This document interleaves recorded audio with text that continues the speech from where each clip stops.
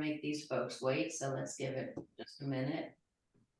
And then people could just jump And in. while we're waiting, I'd like to thank our sponsors, the Trey Sorrel Dulce, the ice cream parlor and Putt Putt, and also the Bavarian Inn.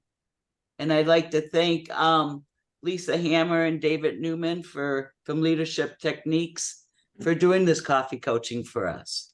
You bet. So whenever you're ready, you can take off. All right, well, we're happy to be here. I appreciate it. Cindy, thanks for coordinating for us. And You're welcome. we're getting one more person in. Good morning, Denise. I think Denise is hopefully joining us as well. Ah, there's Denise. Morning, Can you hear us? everyone. How are you today? I'm good, thanks. How are you? Great. And what business are you with? I am with the State Department of Labor Vocational Rehabilitation. Oh, great. Fantastic. All right.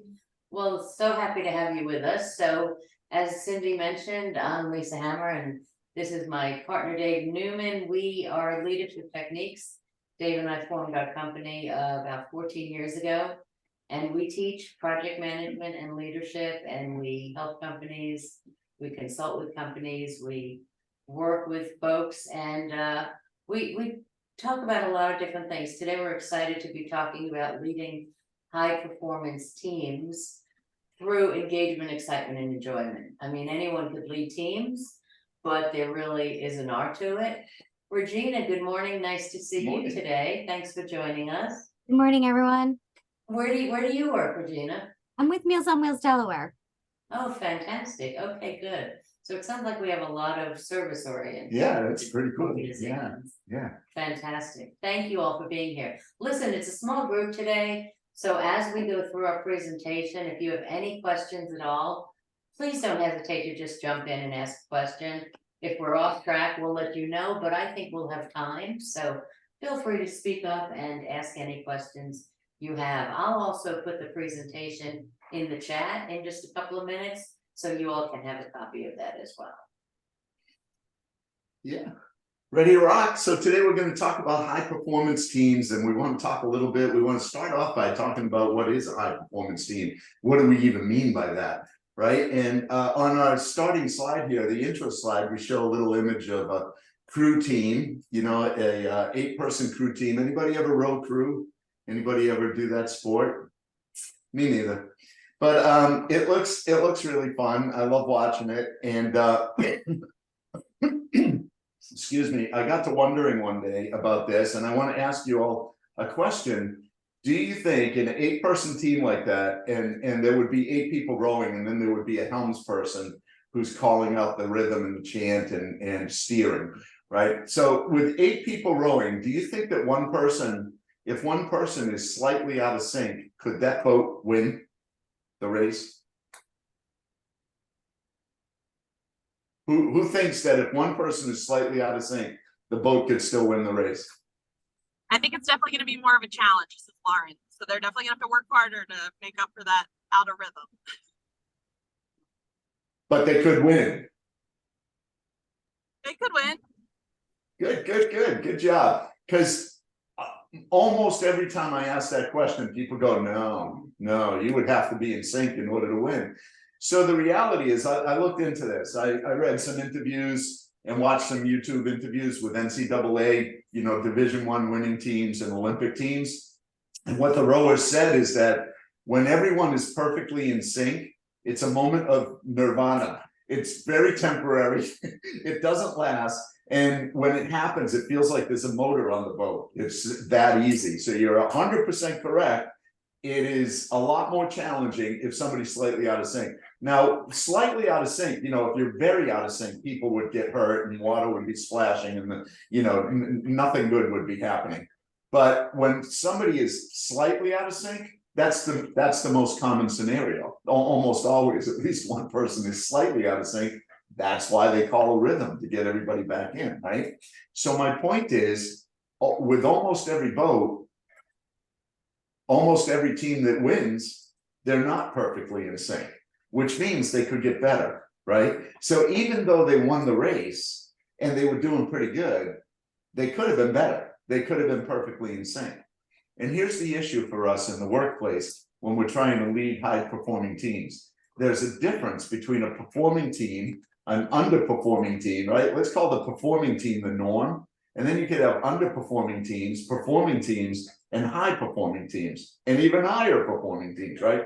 And the issue is a performing team is probably meeting a lot of their objectives. Things are probably going okay with a performing team. And so what can happen then is leaders can become a little bit lax, a little bit laissez-faire and say, we're doing pretty well. So that's okay, right? But the issue with that is that if we don't keep trying to improve, not only will we not improve and get better and better, we won't stay at the current proficiency level. So any of you, and I'm sure that all of you have skills that you've had to work at throughout your life, not just work skills, but you may dance, you may play music. For instance, I've played a couple different instruments in my life, guitar and saxophone, not very well, mind you. That's why I make a living not as a musician, right? But I've tried and tried and tried. And what I found is that when I'm playing away, practicing, working at it, I can get, to a certain level of proficiency. And sometimes I can even get better than I ever was before. But if I don't keep at it, when I come back to it, not only will I not be there, I'll be below that level and I'll have to keep working to get back up there. And that's the way it is with high performance. We want to keep getting better and better. So what we mean by leading a high performing team is leading a team that is eager to be continuously improving, no matter what their current performance level is. Because if we're focused on continuous improvement, then we're always focused on getting better and better. And eventually we're going to hit those high performance marks. We're going to do better than we ever thought we could. I can't help but love Denise's avatar. I know, it's pretty cool. I'm trying not to pay attention to it, actually. It's pretty neat though. Who just joined from conference room? We're saying hello to everybody. Who is conferring? Anybody want to say hello? I'm gonna do it right now. All right, we'll come back to them. So there's a lot of benefits of high performing teams. Employees become more satisfied, quality of work improves. And so taking the time to build a high performance team creates loyalty, enhances collaboration, and improves productivity. In fact, gets you to the optimum productivity.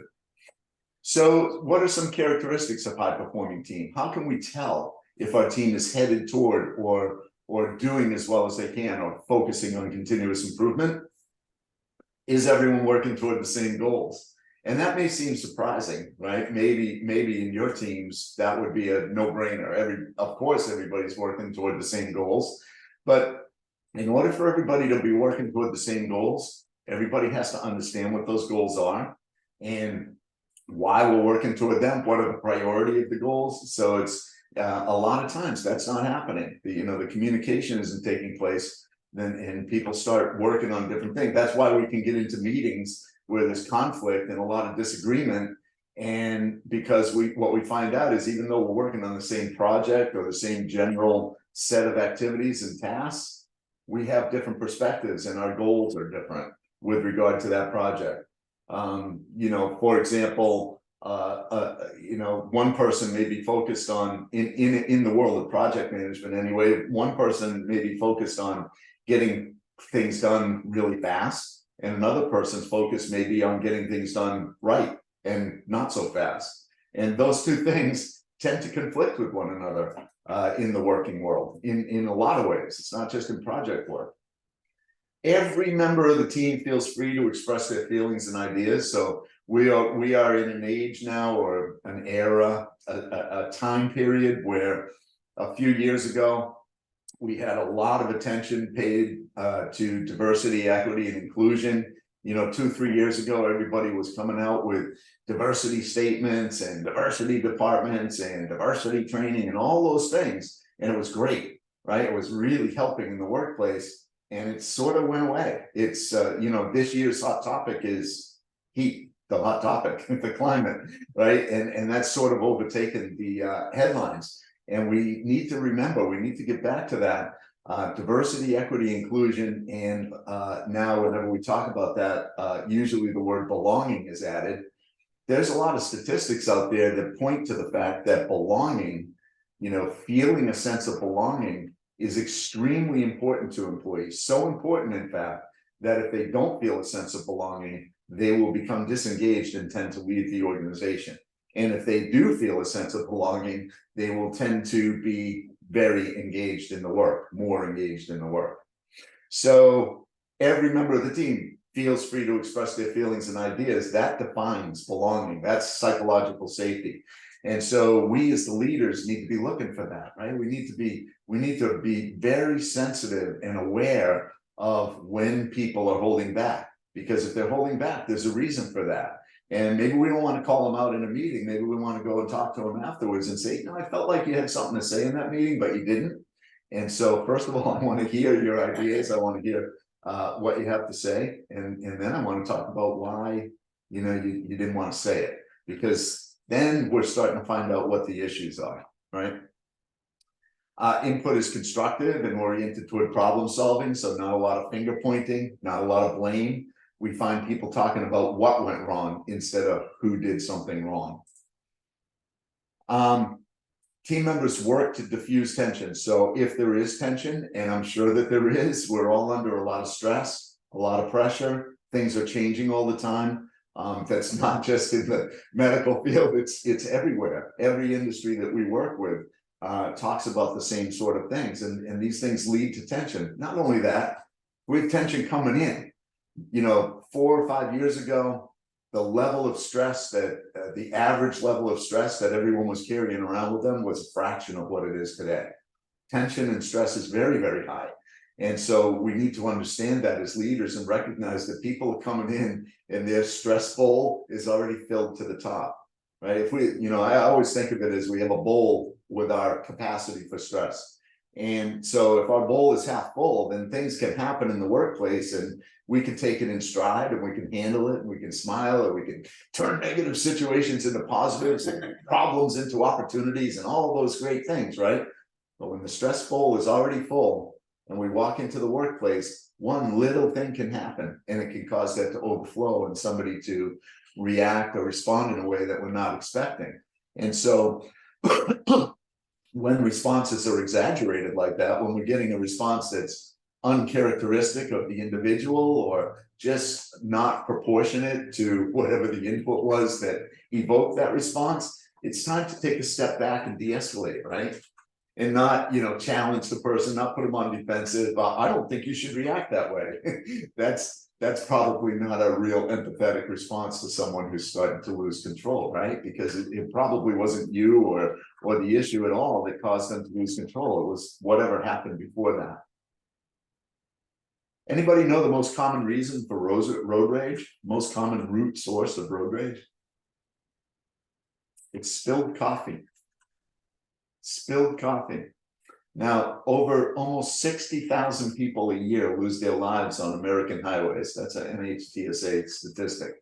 And the highest cause is still DUI. And then right after DUI is distracted driving. And the biggest cause of distracted driving is, of course, texting and phones. But the biggest cause of road rage, when people get angry, it's because they spilled coffee. And now things start happening, right? Imagine losing your life because you spilled coffee in your shirt or blouse. So it's just a crazy world that we're living in. And as leaders, it really is very important to recognize that. A couple other things. I was just looking up some statistics about high performing teams and high performance in and of itself.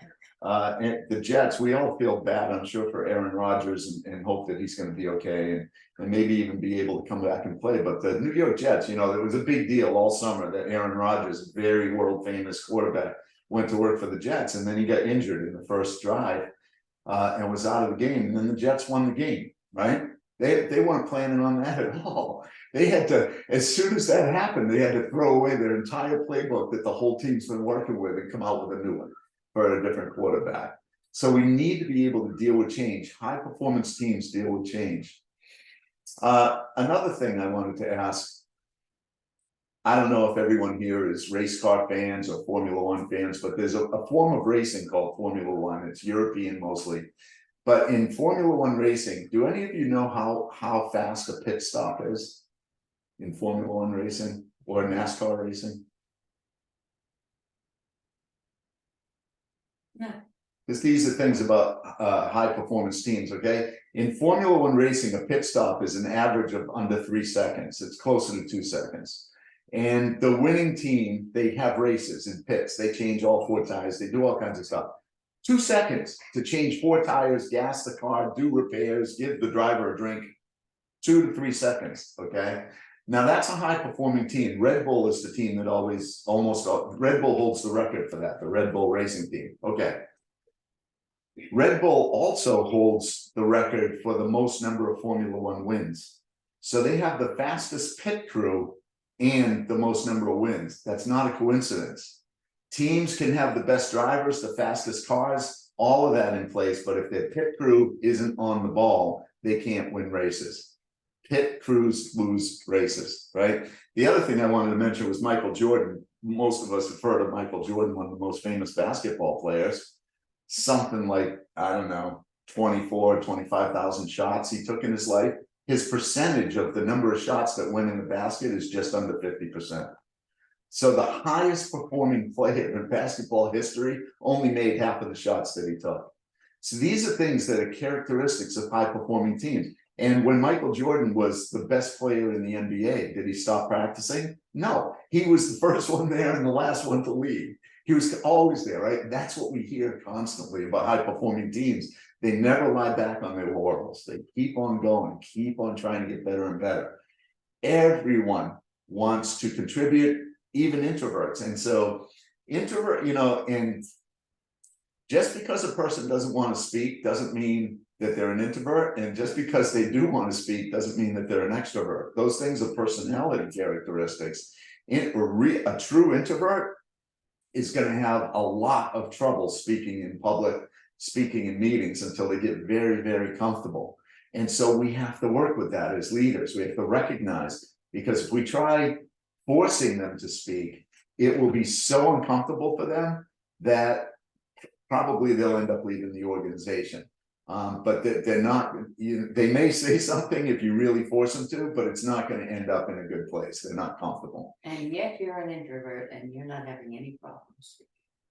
Yes, it's a funny thing about that. I am an introvert. My background is engineering, and early in my career, I was perfectly happy to sit in the, computer-aided drafting is what I used to do, computer-aided design, and just not talk to anybody. And I was terrified to do design review meetings. I mean, it was really, in high school, I was just the worst at oral book reports and things like that. I was terrified. And so I took training to be able to speak out loud. But even still today, when we are doing big things, like we have a keynote presentation coming up at PMI Hampton Roads in person. What's that? Project Management Institute. Oh yeah, PMI, Project Management Institute. And that's in person, and there's going to be a bunch of people there, and we're going to be on the stage. That makes me nervous as heck. And so, what I do about it is I put it out of my mind. I mean, we're prepared and we have, everything's ready to go. But other than that, it's out of my mind until we're actually on our way there. And even then, I'm going to try to put it out of my mind until I step on the stage, because I'll get so nervous that I won't think about anything else. I am truly an introvert. When I'm at parties or networking events, I'm not the guy that's going to be reaching out to talk to other people. So being able to do this and even do it in public and in person doesn't mean that I'm an extrovert. It means that I've overcome or am able to overcome my fear of doing it. So characteristics of a high performing team. The next one is sometimes the leader has to make decisions. In the modern era of leadership that we're in here, enlightened era, Lisa and I like to think of it as, where, very few people still believe in theory X management, where, we believe that workers are just unmotivated. We actually believe that people come to the workplace wanting to be successful, wanting to do good things, wanting to change the world in a positive way. And part of enlightened leadership is including the people in the decision and allowing people to make their own decisions. That's not always possible. That's not always the right thing to do. And so in a high-performing team, the team and the team leads will understand one another well enough that when the team leader has to make a decision, the team will respect the fact that that is a responsibility, not a privilege. And of course, everybody carries their own weight. You know, that's really what teamwork is all about. It's when we're a member of a team, everybody can count on us to do our job as well as we can every time. So one of the things we always hear is, there's no I in team, you know, and we all work together. That is true. A team, a high-performing team will absolutely be far more productive than the sum of its members could do. However, a poor performing team is less. So a group of individuals will be more productive than an underperforming team, right? So really a team is a group of individuals. And so while a high performing team will be able to collaborate and cooperate and communicate and work through conflict, it is also a matter of each team member having the ability and the skills and the tools and the time to do their individual jobs, right? So now we want to talk for a minute about Dr. Bruce Tuckman. Back in 1965, he developed these stages of group development. And I want to talk through each of these because it's important to hear about how your team develops and the challenges and why you have challenges.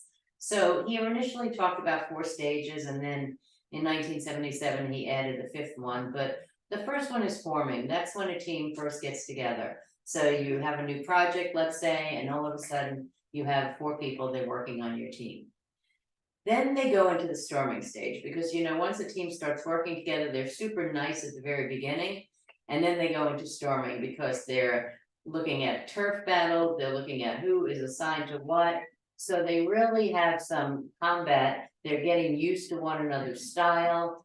And that's a really tough area to be in. When we get past that and things start smoothing out a little bit, we go into the norming stage. So that's when, okay, things are getting better. We're getting more used to one another. We're stabilizing a little bit. And then we get into performing, and that's the best place to be because that's when the team is really gelling. Everyone's working together and the work is going well. Now, the 5th stage I mentioned, he added is adjourning. So you get all this done and then the work is over and we adjourn and we start over. The important thing to remember about these stages of group development is that they are necessary and they're inevitable in order for your team to grow. They're very important. And anytime you have changes on your team, you're going to go through these stages again. So let's say you're in the performing stage, everything is going well, and then you add another person. You have to kind of go back to the beginning again and go through these steps. You might not have to stay in any of these stages quite as long, but you have to go through these challenges. You have to go through the challenge of storming, getting used to one another, understanding how each other's working. And so go through those stages again, but understand anytime we have changes in a team, we have to think about how we're going to get through each of these stages to get back to a highly performing team. All right, so now we want to talk about a combination of effects that can help us with team building. So Lisa just talked about what we call the Tuckman stages of team development. And then, so we have that along the x-axis, and we're going to contrast that with leadership styles.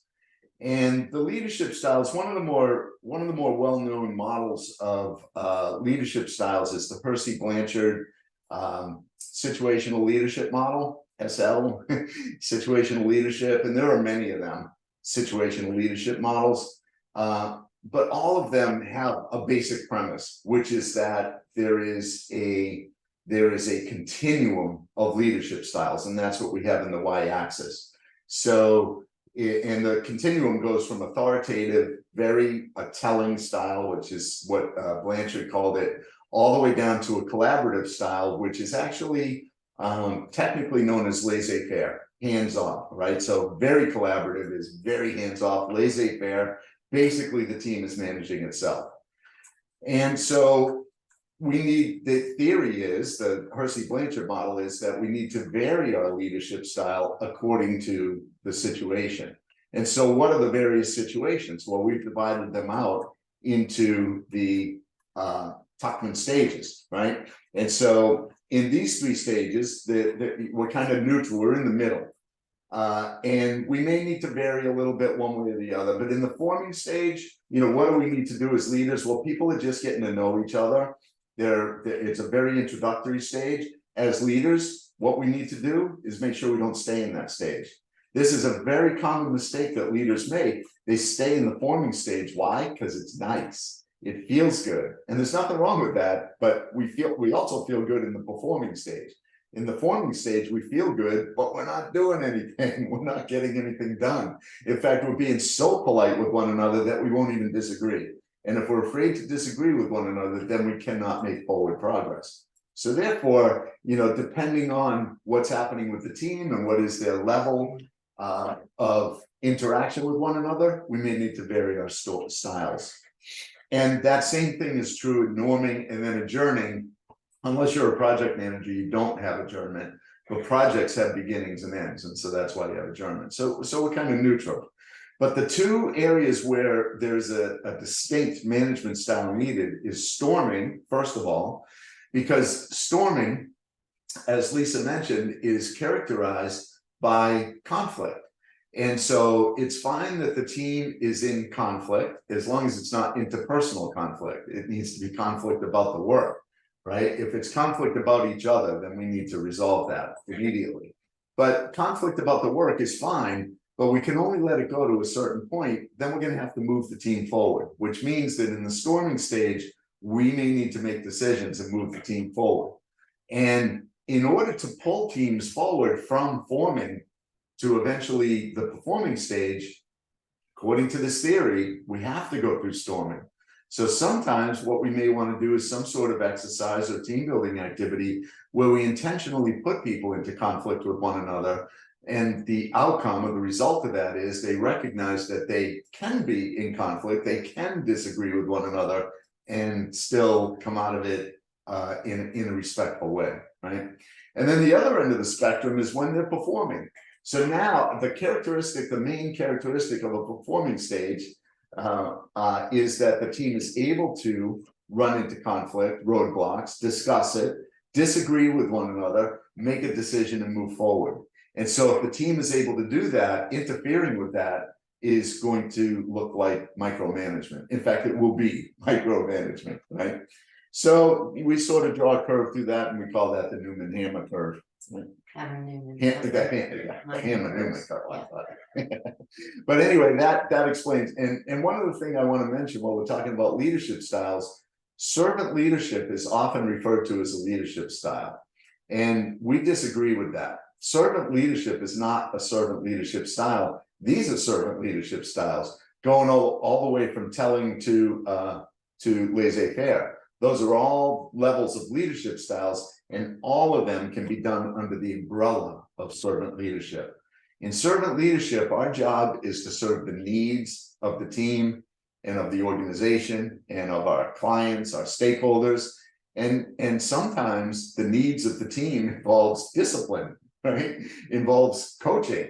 And if folks need coaching and discipline and they don't receive it, the end result of that is not going to be positive, either for the individual or for the team. And so that's the need. And so don't make the mistake of thinking that servant leadership and collaborative or laissez-faire leadership are the same thing.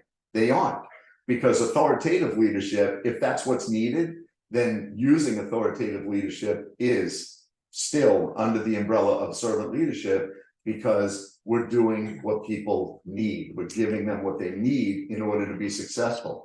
The essence of servant leadership is that people grow and become better as a result of having experienced our leadership. And so if we don't help people grow, and sometimes that requires disciplinary action or coaching, if we don't do that, then we're not serving them, right? So don't make the mistake of thinking servant leadership is doormat leadership. It's not. You know, servant leadership is taught in military academies. And the oldest quote we found on servant leadership was from a Spartan general in like 400 BC. Servant leadership has been around since leadership has been around, and it's long been recognized, even in the military, which is a very highly structured command control environment, that if we do not serve our people well, we will not be able to lead them. Next thing we want to share with you is the engagement matrix. This is something that Dave and I put together, and we're going to ask for your thumbs up or down, or if you want to put it in the chat. So we have 4 quadrants here. The bottom is interest, how interested people are in the work they do. And then the y-axis is proficiency, how good they are at the work they do. So we're saying if somebody's not interested in their job and they're not good at it, we should fire them. Thumbs up or down. Do you all agree with that? Should we fire them? Or if you have any thoughts on that, you feel free to unmute and speak up, but I'd love to hear your thoughts. Not good at their job. Oh, we should not fire them. I say no, don't fire them, train them. Okay. Train them, okay? And Denise, you said no as well. What is your reason for saying no? Same thing, you need to work with them, motivate them, train them, Okay, and possibly train them in a different way because maybe they weren't catching on the first way you did it. okay, well, you know, we kind of agree with you, and we did change that. So instead of fire, we have the word manage. So we do agree, we should manage them. We should see what's going on, learn what's the issue and figure it out. So that's an area we want to manage them.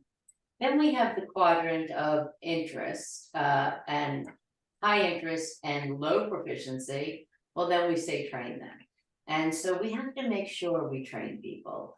We've worked with a lot of organizations that tell us they don't have time for training. And, you know, we say, well, you have to train people. They need to know what needs to be done. Even if you hire someone with a special skill, they come in with that skill, they need to understand your environment. You know, there's an old cliche that a manager says, what if I train people and then they leave? And our answer is, what if you don't train them and they stay, right? So we need to train them. SHRM, which is the Society for Human Resource Management, did a study recently that said that the average age we put people into leadership positions is 35. The average age we send them to leadership training is 46. So we're putting people into leadership positions for 10 or more years without giving them any training in leadership. So we need to do better about that. We need to make sure people get trained, not only on the technical work they need to do, but on how to really lead teams when they're being leaders. The motivate quadrant, you know, somebody's very good at their job, but they're not interested. What happened? Why are they over there? Now, there's a good chance that they lost motivation. You know, we know it's very easy to demotivate people. Say the wrong thing, do the wrong thing, people could get demotivated. So we really want to make sure we do what we can to keep people motivated. And then finally, we have the nurture quadrant. Those are people who are interested and proficient. So they're interested in their job, they're good at their job. So now another question for you, why do we have to spend time nurturing them? They're good, they're where we want to be. Why should we have to nurture them?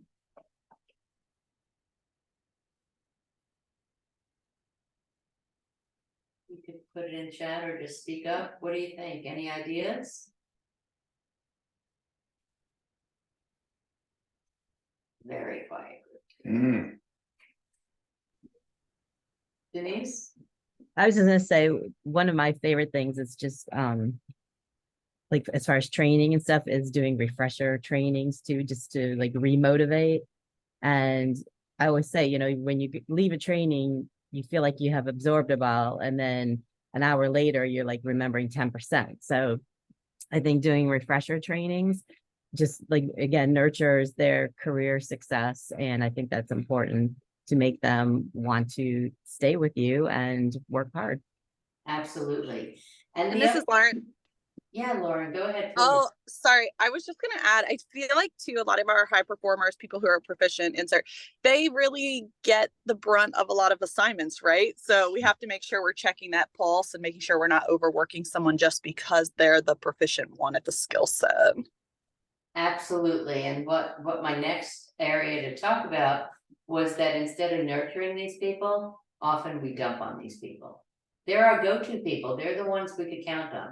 They're the ones we know will do what we need to do, and we tend to overwork them, just like you said, Lauren. We give them way more than we should, and we don't check on them. We don't make sure that they know how valued they are and that there's a career path for them too.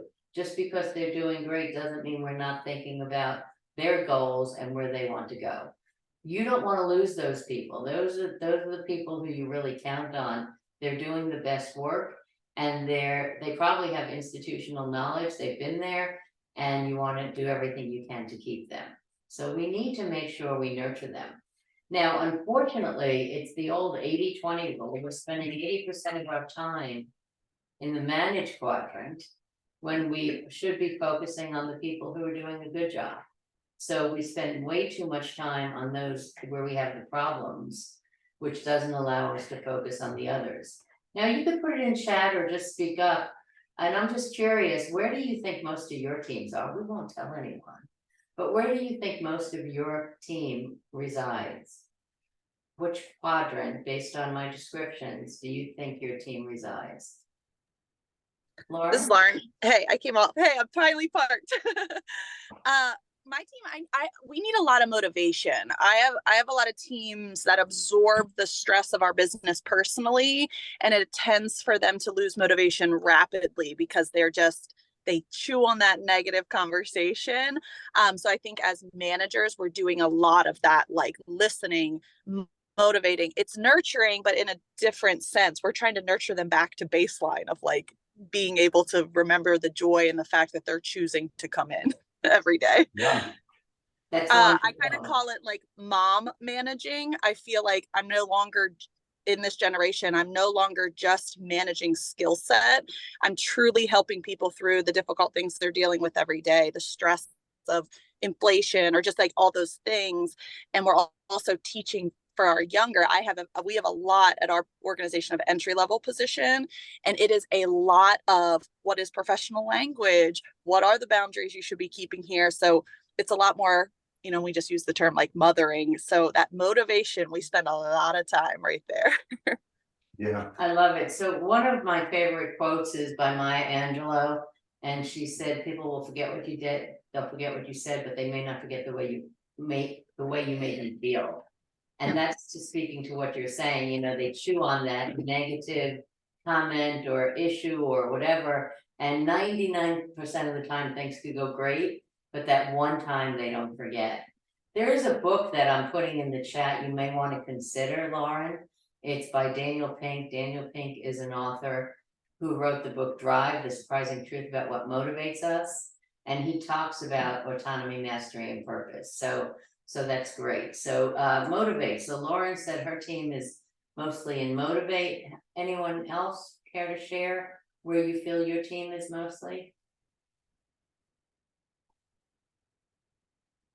No, that's okay. We're going to move on. Because we have an activity we want to do next. But this engagement matrix is just the top level you're seeing. We actually break each box down into mini quadrants, and then we break each of those into micro quadrants. So we break this down into 92 actionable options you can use. And we actually wrote a book on this topic. And it's sitting right behind Dave, the engagement matrix. And that is available on Amazon, but just a little plug, I'm just kidding. But I'm not kidding, but so we do go a lot into this. This is just the high level that we're sharing with you. All right, Dave, let's go into the next slide. Just talk about those guys for a minute. All right. So we were just starting to talk about motivation. One of the things that really is true about motivation, that there were some very old theories that said that people come to us and people don't tend to be self-motivated. They need to be forced to do work, right? And this just simply is not true. We've had enough studies and surveys now over the last 30 years to know that people, generally speaking, are highly motivated when they start work, and then they become demotivated. So we really need to think about how to keep them motivated. And one of the keys to that is making sure that they understand why they're doing what they're doing, right? And you'd be surprised at how many presidents of companies we ask, why are you doing what you're doing? Why are you in business? And they say to make money. The company is here to make money. That is not motivational to the employees, you know. In fact, the particular president that told us that, when we left the company that day, we noticed his car was a brand new Jaguar convertible. And we're like, you know, the people that are there, you just mentioned inflation. There are people that are working there that are taking the bus to work, right? There are people that are working there just above minimum wage. You really think they're motivated by seeing the CEO driving a brand new Jag convertible? They're not, right? We need to connect what the organization is doing to the individual people. Why? You know, because they can work anywhere. Some people feel manacled to their job for whatever reasons, but the reality is in America, they can work anywhere. They could get a different job. So why are they staying at that job? It's because there's something about that job that's special for them. And the noble purpose is very important. So if you go all the way back to Socrates, you know, we want to talk about happiness because we're going to mix happiness into this whole thing. Socrates said that happiness and virtue were inseparable. So inseparable, in fact, that happiness is not gained, according to Socrates, happiness is not gained by doing virtuous acts. Happiness is only gained while doing the virtuous act, right? So we sort of go from there and then jump ahead a year or two to Peter Drucker, who is the father of management, modern management theory. He created management by objectives, which basically took Socrates' theory and applied it and said, so if people are happiest while they're doing virtuous work, in other words, work that helps the world, that does something good in the world, then management by objectives is nothing more than making sure that they know what to do and that they have the ability to do it.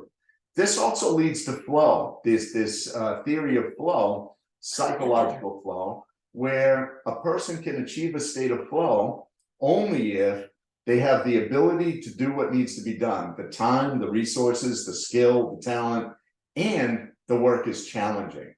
Okay, the work is challenging. You don't get into a state of flow if you're doing boring work, and you also don't get into a state of flow if the work can't be done, if you don't have the ability to do it. And then that moves forward into Daniel Pink, which is the author that Lisa just mentioned. And in his book, Drive, he talks about autonomy, mastery, and purpose. So autonomy is making sure that people have as much autonomy as possible within your context, right? Whatever flexibility we can give them to make decisions. Mastery, is the work challenging? Is it helping them get better and better at what they do? And that's also, you know, part of servant leadership, right? And then that purpose, that noble purpose. Why are you doing what you do? Many of you are in service organizations already, so it's quite obvious. And yet we run into, and we just heard it a little bit, that morale is very hard to keep up because in your service-oriented organization, you're hearing negative stuff all day. You're dealing with negative things all day, right? In the end, though, you're helping people, and that's what we have to remind people. We're making a positive difference in the world. We're enabling people to live a better life. And most organizations are doing that in one way or another. Whether it's creating a product that helps people live better lives, or, you know, creating defense systems, or like many of yourselves working in service organizations, medical operations that help people live better lives. Those are the things that really motivate people, tying their day-to-day activity to the noble purpose. All right, and then the positivity cycle. So this is something that Lisa and I often talk about. These three elements, to the best of our knowledge, we have not yet seen a study that ties these three things to one another.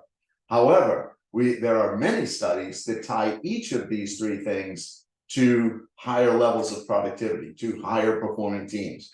Now, satisfaction is mostly provided by the workplace. So the higher you go in management, the more influence you'll tend to have on workplace satisfaction issues. One of the biggest ones that we need to deal with is the gender gap. And I'm not just saying that because I'm the only guy here. Lisa can back me up on this. We talk about this all the time. The fact that there is still a gender gap means that people are not equitably treated in the workplace. So how can we have someone who is highly motivated if they know darn well they're making less money than the person sitting next to them and they both are doing the same job? And that is very true between men and women, and it also gets true as you go through the minority scales, right? It gets worse and worse as you go to from women to Black women to Hispanic women to Asian women, right? All the way down to 50 cents on the dollar, where it's 87 for Caucasian women, and that's supposed to be a good thing, right? It's not. And so we need to keep working on that. And what you can do, by the way, is an equity audit, a salary audit, a bias audit, and make sure that those kinds of things don't exist. Okay. There's engagement, which we just talked about, and we gave you a tool for that, the engagement matrix. There is a horrifying statistic that only 30% of the US workforce is highly engaged in the work. So we encourage you to use the engagement matrix, identify where you are, identify where the team is, and then do something about it, right? If they're in the nurture quadrant, don't forget about them, right? Nurture them. And then happiness, which is the thing that we're going to talk about next. So what I want to do is find out about your positivity. You know, it's tough sometimes when you're in a struggling environment, but I want to hear, you know, when was an opportunity that you could have been a little more positive? So I'm going to ask you to go into a breakout room. Y'all know how to use a breakout room? You're going to see something pop up on your screen and it says join breakout room 1 or 2. Click on it, go in there, you're going to chat for a couple of minutes. And then you'll see a message that says you have 1 minute, you're coming back. So we're only going to give you 3 minutes. We want you to chat with one another. Think of a time when maybe you or someone in your team could have been more positive, because sometimes when we think about these things, we do them. So go ahead and click on that breakout room option and chat with your teammates for just a couple of minutes, and then we'll see you back here.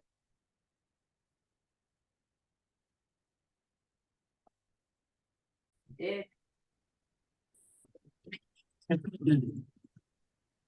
All right, you all made it back safely. You landed, no problem. Thank goodness. Operating those controls, we never know. All right, so I'm gonna ask each room just to give me a 30-second summary of a time that someone said they could be more positive. So let's start with room number 2. We had Denise and Lauren. It looks like you lost someone. But Hey, I'm here again. I'll share something real quick. This is Lauren. So this actually happened to me in my previous job, but it was like a pivotal moment in my career that changed my mindset. My old job, I worked in IT management. I was a software builder. I closed more tickets than anyone. I was a really high performer, but I also carried a lot of comparison, a lot of stress. And I was in a management office one time, just totally complaining about how much I had done and how little someone else had done. And it was very stressful for me. I was taking that home every single night. And the leadership, it was the CIO, actually said to me, that is you expecting someone else to measure their success in the same way that you do. And you're allowing that to become such a negative conversation. You're not getting to enjoy the success that you're having.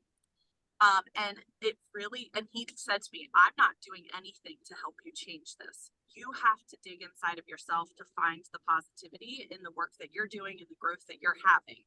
And then flash forward, 7 years from that, I'm a director of operations of a large organization because I measured my success differently, and it changed everything for me. Wow. I no longer had a negative mindset when people performed lower than me. It was like more, how can I help? How can I give to that person, and what do they need? And so it really changed my mindset on positivity. That is Nice. just awesome. yeah, perfect. Yeah, that's Congratulations to you. That's a matter of comparing yourself to yourself instead of to others, right? That is Perfect. just beautiful. Yeah. Yeah, I'm gonna give you a purple star for that. That was really nice. All right, let's jump to the other room real quick, and then we'll come back if we have a moment. Danielle and conference room, whoever you are, do you have anything you'd like to share?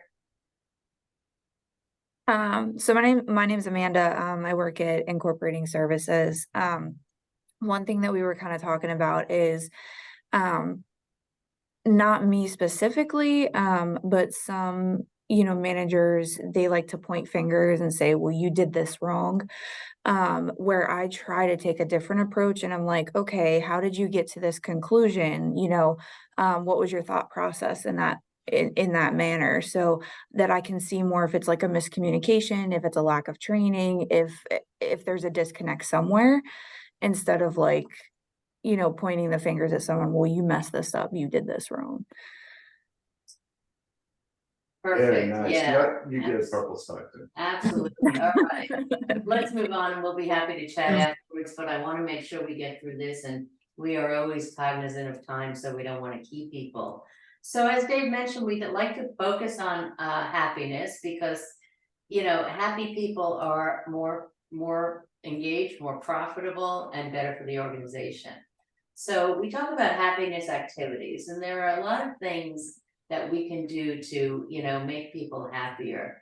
And being happier also makes you want to be more kind.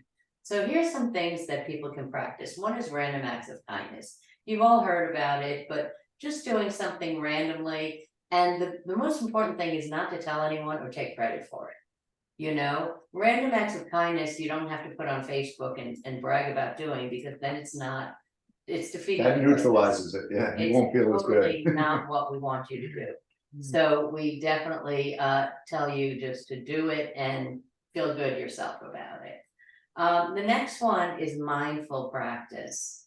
So mindful practice could be some kind of meditation or something like that. If that is something you like doing, great. That's not me. I need to move constantly, so I'm not one of those people, but that is really good. One of the things we love doing is talking about an all walk.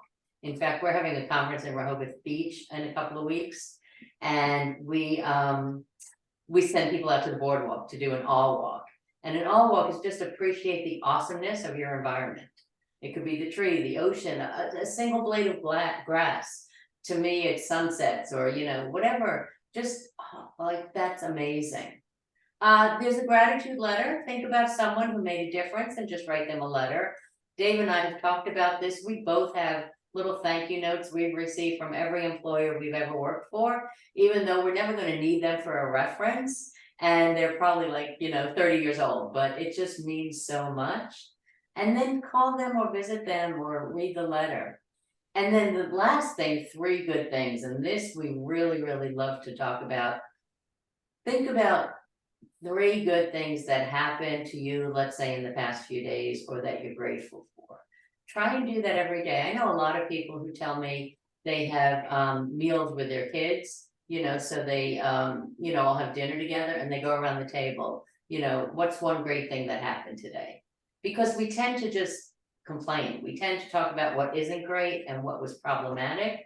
But the best thing to do is what's one great thing that happened today? And if you start doing that, we've done that with organizations where we've gone in to help them and things were really tough, really struggling. And then, we have them do that and then they go, wow, there really are things that we should be grateful for and that are very cool. So, yeah, like in a team meeting, let's everybody talk about how have we helped people? How have we made somebody's life better by doing what we do? Things like that. all right. And There's a great looking book. Dave mentioned, this is the book we wrote called The Engagement Matrix. So it is available if you're interested on Amazon. We have some free webinars coming up. We work with other chambers. We're working with the Frederick County Chamber of Commerce in Maryland, where we used to live. Now we live out here in Delaware, but we're doing another presentation for them on high performance teams at the end of the month, and then the top 10 legal responsibilities for supervisors. Those are free to anyone, so if you want, and I sent you all the presentation, it was in the chat, so you could register for those. And then we also have a lot of other courses that we teach. And I saw some when I said the conference in Rehoboth Beach. So I just put that in the chat if anyone's interested in learning more about that. It's a evening reception and then an all-day conference in Rehoboth Beach, October 5th and 6th. So if you want to learn about that. Listen, most importantly, we want to tell you who we are and how to reach us, because we're always happy to have a conversation. We love helping people. We love working with others. Cindy has known us for several years. We moved to Delaware 2 years ago. We joined the Central Delaware Chamber 3 years ago because we wanted to get to know them before we moved here. And we absolutely love CDCC. They are an amazing group. So we want to take a minute to thank them for putting these sessions together and arranging for this, because this is a great service that you're providing to the membership at no charge. So we you. appreciate the time. Cindy, thank you for all your help. You're We are out of our official time, but Dave and I got nowhere to go. So if you have any questions. We're or going you for a wanna- flu shot in an hour, but we We're have going for a that. flu shot. Other than that, we're here, so we're happy to answer any questions or give you any thoughts.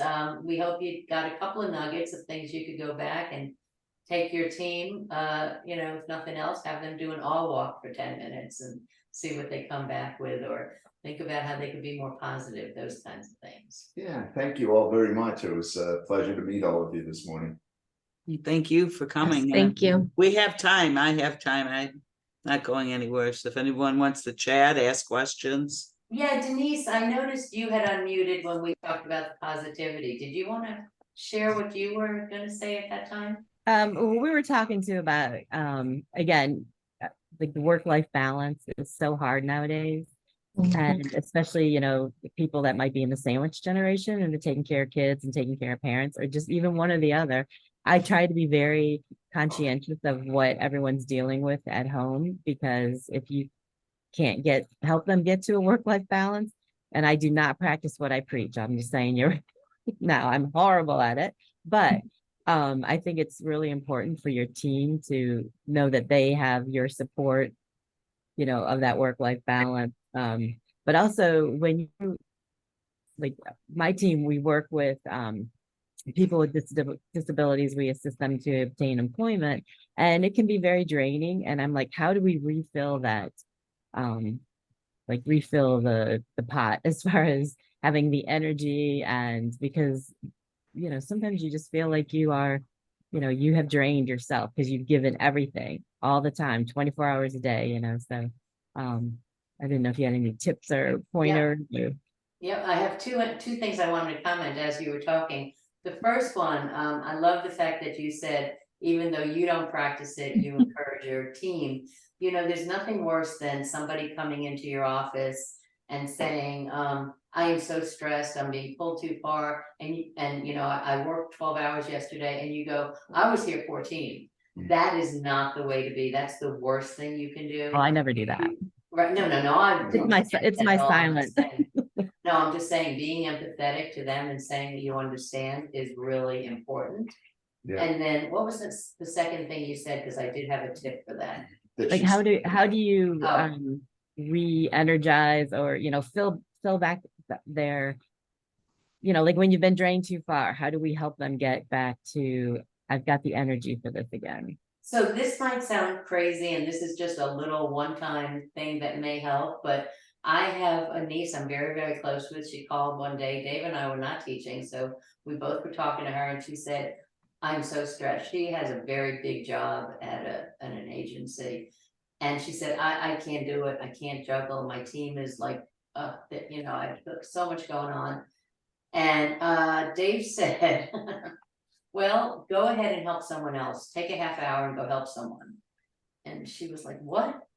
And, you know, I just said, like, I am stressed beyond belief, and you're telling me to go take a half hour and help someone else. He said, think of an employee on your team who maybe is having a tough time, spend a half hour with them and let us know how it goes. She called that night. She said, not only was the team member so appreciative just to have that support uninterrupted for a half hour, but it made her feel so much better about what she was doing and how she could support people. So sometimes, even though it's hard to believe, helping someone else can help you in a big way.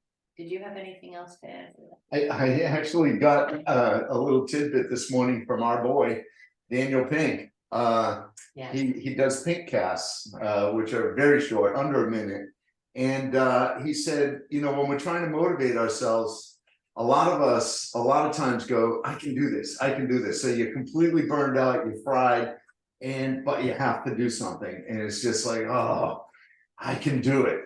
And he said, change that to, can I do this? Can I do this?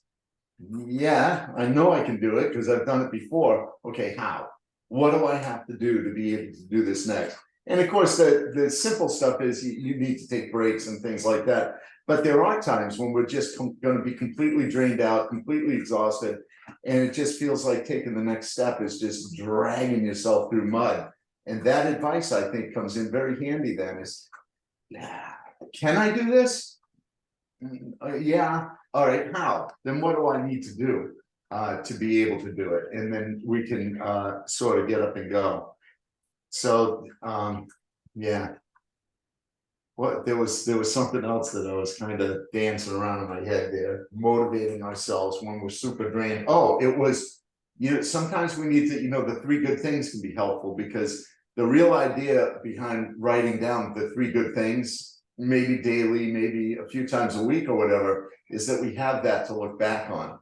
And so sometimes when things get really, really hard and we're just, totally, it's a real effort to move forward, remembering, again, why we do it, maybe talk about someone that we helped, someone that was a really tough case. So I know that's a pretty tough environment working with special needs folks, because it can be extremely, you can make such forward progress and then all of a sudden the next day feel like you're back at square one. There's one other thing I just thought about. We did this with an agency we were working with. We went into the agency, they called us in because they were having a lot of issues. They were losing people. People were always, they were doing very hard work also, very hard. And we said, okay, just everything, what's going wrong? And we put it up on the board and they kept going. And then we said, okay, let's start thinking about things that are going right. And they're like, oh, and this, and this, and this. And it was amazing when we made them stop and think about what's going right. There were so many things, so many people were doing such great things. It's the old thing about how we spend most of our time dwelling on what doesn't work, right? And I think it was Bill Gates who said, it's great to celebrate our success, but we learn from our failures. Unfortunately, that's true. And we don't celebrate our successes. So what we did with this organization, we had, at the end of this meeting, we had somebody nominate a team member who had done something really good in the past 2 weeks.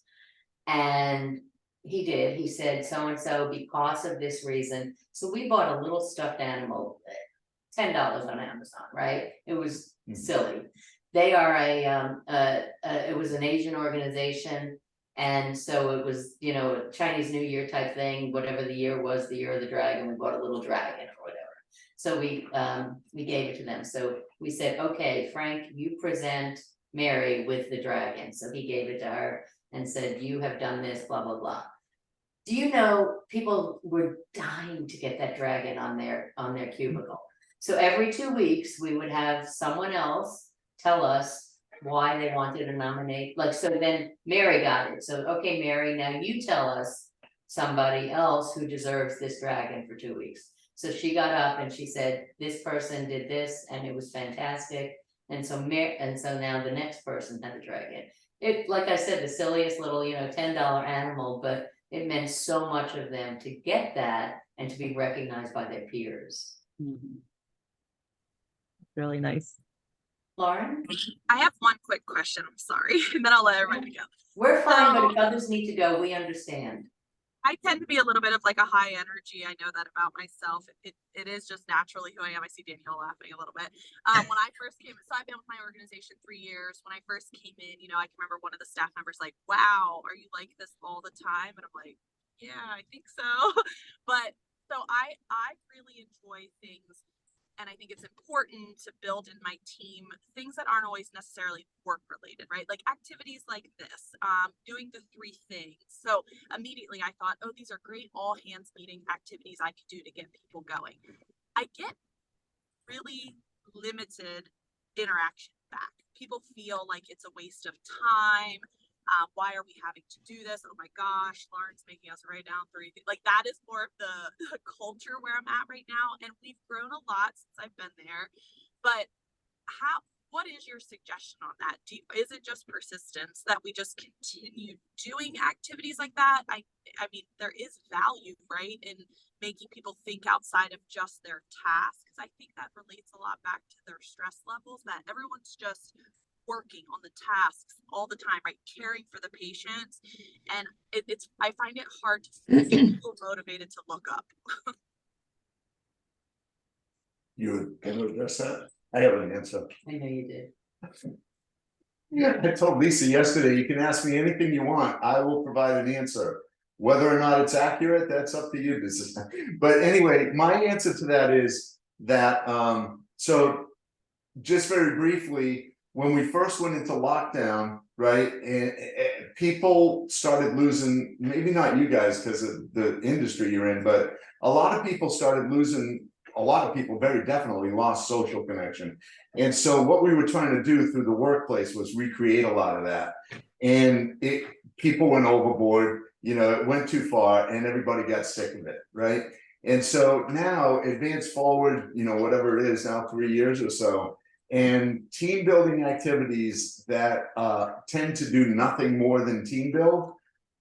A lot of people see it as a waste of time. They're like, am I not spending enough time with the team already? Am I not, right? I don't want to socialize with you guys. I want to go socialize with my family and my friends, right? So they see it that way. So my recommendation would be to continue doing team building activities, but target them to the workplace. Let's get together and talk about how can we, you know, here's an issue that's happening in the workplace, or, you know, it could be as simple as, what do you guys think is one thing that we could improve in the workplace to make this a little bit better? What's something that we could do in the workplace, in the environment? What's a way that we could change our environment that would cause happiness levels to increase? Or if you were the CEO for a day, what's one change you would make? Things like that, where it's connected to the workplace. Or if you have real challenges or problems, you know, brainstorm that problem so that it's about the work and they feel like now we're contributing to solving a real problem that's in the workplace. In reality, it's a great team building activity because it's going to put them through a little bit of storming and then come out of it with some, you know, probably some kind of action forward, something that we want to do. And then the other one, I used to do this a lot when I was a staff manager, was allow people, I never forced anyone, but I would allow people to do a lesson. So if anybody has something that they want to teach everybody else, bye Amanda, then, you know, come on in and tell me what you want to do, 15, 20 minutes, an hour presentation, and get everybody involved in whatever it is that you want to teach. For me, it was always about engineering or new plastics materials, stuff like that, really exciting stuff like that. But for you guys, you know, whatever it is that relates to your workplace, could be, you know, new ways of doing patient care, new ways of de-escalating angry people in the lobby, whatever it is, you know, things like that. So make it about the work, but outside of their normal responsibilities. No, I like that. Thank you. Yeah, it's just sometimes finding it, getting them to engage is the hard part. So that seems like an easier way if it's directly related to what they do every day. So Yeah. thank you guys so much for this. I really enjoyed it, Danielle, Monica. I don't know Yeah. if Monica joined, but thank you. Yeah, guys. Monica's here. Hey, yeah, and listen, like I said, you guys call us, you know, if you have any questions, if we could help you with anything, we're always happy to answer. And you know, what you all do is tough, so It's part of being in the chamber together. We're all colleagues. We're here to help Mhm. each other. Yes. Guys, Thank so you much. so Have a much. great rest of your day. And I Thank gotta you. say, please. Lauren, I love your shirt. Oh, thanks. These are our new branded. It's cute. And so our And- new branded logo has we now have like 7 service lines. So we have them on and all the different colored shirts. So it's like a sea of color when you come in, which was something we worked on with we did some That's diversity neat. and inclusion. Yeah. I So, love that. And I color. tell you why I love that. I love that because we work with an organization and we think this is important to note that they have factory workers, and factory workers are all required to wear a red company shirt, but only the factory workers. And everyone else in the company wears whatever they want. And we think Yeah. that's a class distinction. and It that's- absolutely That's is. not a good thing. That's the worst. We think everyone should wear, even if Yeah. it's different colors, everyone should wear a company shirt if you're gonna require that. We've asked middle management if people resent it. And they said, absolutely, they do. Yeah. So It I was love it. this was a great win for us, and we took people back to, like, we wear scrub tops, but we were like, you know, you can wear the t-shirt, you can kind of wear, we encouraged them to wear outside of their service line and help with conversation. It helped my team, I think, feel a little bit more group affiliated with each other. Yeah. And so it kind of rebranded that company as like little pods to like one big circle. So Nice. it was something so simple and so small, but it made a big difference, I think. Yeah, that's awesome. All And right, I'm Denise- running cupcakes into my kids' school because it's their birthday. So thank you guys for letting me have a Nice. chaotic morning with Thank you for being here, Thanks so everyone. much, Lauren. Take Thank you, care. guys. Yeah, Thanks, Danielle. stop in Denise- next month. Denise, I have to Will admit that I usually require, like, people put on their camera when they teach classes. This But your avatar, I would not mind at all. is awesome. What program is that or something? I love it. It's just on Zoom. Is it It's really? awesome. Yeah, you have to select your own avatar and you like pick your, pieces parts so it looks like you. And normally, yes, I am on camera, but I have moved the computer super close so I could take notes and all this stuff. And so that's why I was like, I it was. love it. I love it. I know, that was Try cute. that at some point. And It's if I'm very- if I'm doing a lunch and learn and I don't like to be on camera when you're, eating a salad. And so every time I would take a bite, people would crack up because they could tell I was taking a bite.